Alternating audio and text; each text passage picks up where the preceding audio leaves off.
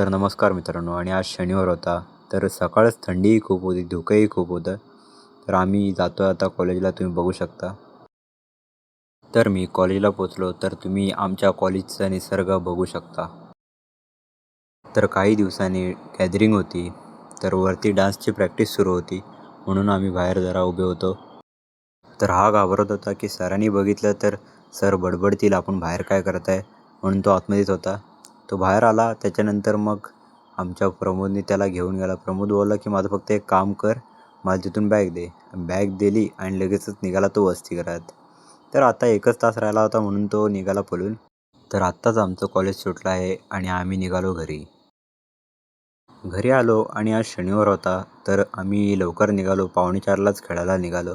कारण आज सर्वजणच घरी होते, मराठी शाळेवाले पण आणि आम्ही पण. तर आम्ही लवकर निघालो आणि आलो मैदानावर. मैदानावर आलो तर आले होते थोडेफार जण, पण अजून येत होते म्हणून जरा आम्ही थांबलो होतो. तर सर्वजण आले आणि आम्ही खेळायला स्टार्ट केलं.